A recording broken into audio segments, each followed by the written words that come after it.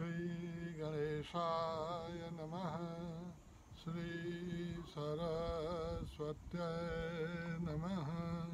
श्री सद्गुरुभ्यो भगवान् देवराहाय नमः। ओम देवराहाय दिगंबराय मंचासीनाय नमो नमः। वंदो गुरु परंपराम्। ओम नमो देव्यै महादेवे शिवाय सततं नमः। नमः प्रकृते भद्राय नियता प्रणता स्मताम्। श्री राम जय राम जय जय राम।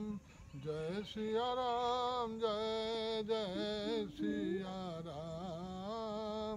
मंगल करनी कलिमल हरनी तुलसी कथा रघुनाथ की। राम नामैव नामैव नामैव मम जीवनं कलौ नास्त्यैव नास्त्यैव नास्त्यैव गतिरन्यथा।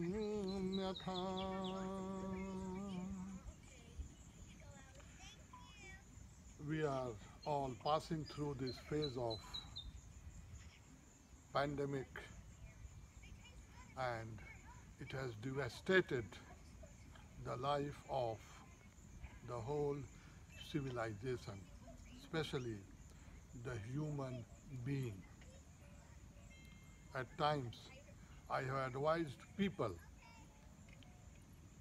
how to remain healthy, how to let your lung remain strong. And for that, I have let you know in the past that please start practicing pranayam, which is breathing exercise, inhaling, exhaling and holding the breath for some time. We have to do it continuously, and it's applicable to anyone and everyone. Today, another point I want to add, and the point is, in our any auspicious function, whenever we want to perform any auspicious function, we always blow conch. हम हमेशा शंख बजाते हैं, शंख बजा के इसकी शुरुआत करते हैं. And this blowing of conch has proved scientifically that it strengthens our lung.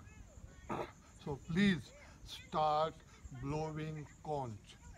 शंख बजाइए, अपने घर में शंख बजाइए, and it should be done on daily basis.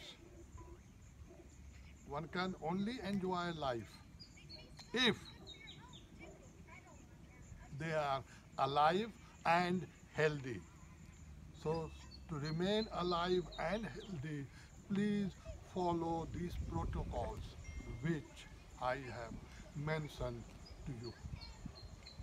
चलिए चलते हैं रामचरितमानस में, जहाँ बाबा गोस्वामी तुलसीदास जी महाराज प्रयागराज में दो ऋषियों के मिलन का वर्णन करते हैं, भारद्वाज और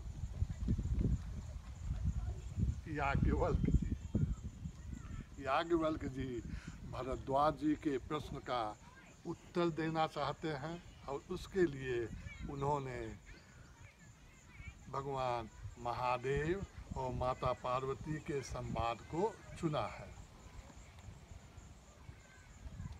रामायण में कई बार एक बार शब्द का उपयोग हुआ है, और जब भी यह शब्द एक बार बाबा गोस्वामी तुलसीदास जी ने किया है, उस समय कोई न कोई बहुत बड़ी घटना घटी है जो हमें रास्ता दिखाती है. अब तक बाबा गोस्वामी तुलसीदास जी महाराज ने बालकांड में ये दूसरी बार एक बार शब्द का प्रयोग किया है. इसके पहले जब किए हैं तो एक बार भरी मकर नहाए, तो जब माघ मेले का स्नान प्रयागराज में होता है उस समय किए और उसके बाद दोनों मुनियों का मिलन होता है और वहाँ से रामचरितमानस की कथा शुरू होती है। और आज फिर एक बार बाबा जी इस शब्द का प्रयोग करते हैं और इस हमको त्रेता युग में लेके जाते हैं। याज्ञवल्क्य जी भरद्वाज जी से कहते हैं कि मैं अपनी बुद्धि के अनुसार भगवान शिव और माता पार्वती का संवाद सुना रहा हूँ। यह जिस समय जिस हेतु से हुआ, यह सुनने के बाद जो हमारा विषाद है, जो हमारा दुख है, वह सब मिट जाएगा। बाबा गोस्वामी तुलसीदास जी महाराज की लेखनी लिखती है, एक बार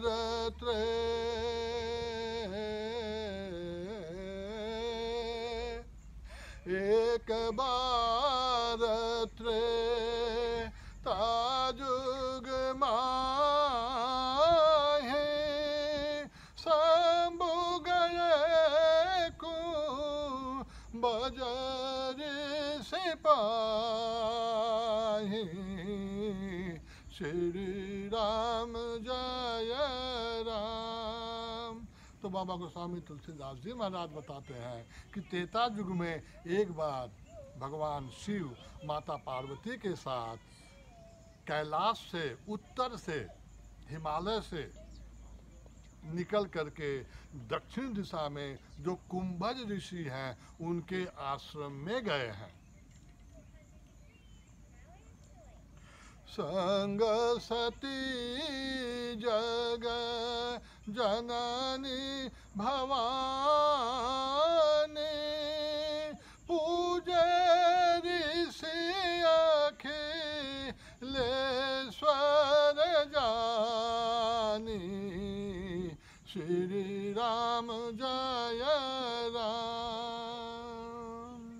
तो बाबा जी माता पार्वती के साथ जाते हैं और माता पार्वती के विषय में बताते हैं कि माता पार्वती सती है, जगत की जननी है और उनका जो दूसरा नाम है वह भवानी है। यह सब उपाधियां उन्होंने माता पार्वती को दिया है। और बताते हैं कि जब कुंभज ऋषि के आश्रम में गए हैं तो कुंभज ऋषि ने बाबा जी और माता जी का बहुत सत्कार किया, आसन दिया और उनकी विभिन्न तरह से षोडशोपचार पूजन किया। राम कथा मुनि बरज बखानी सुनि महेश परम सुख मानी श्री राम जय राम जय जय राम। तो बाबा गोस्वामी तुलसीदास जी महाराज कहते हैं कि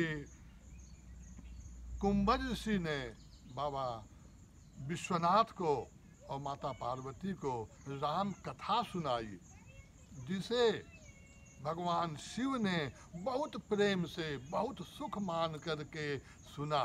लेकिन यहाँ पर उन्होंने माता पार्वती का जिक्र नहीं किया, यह नहीं बताया कि माता पार्वती कैसे उस कथा को सुनी।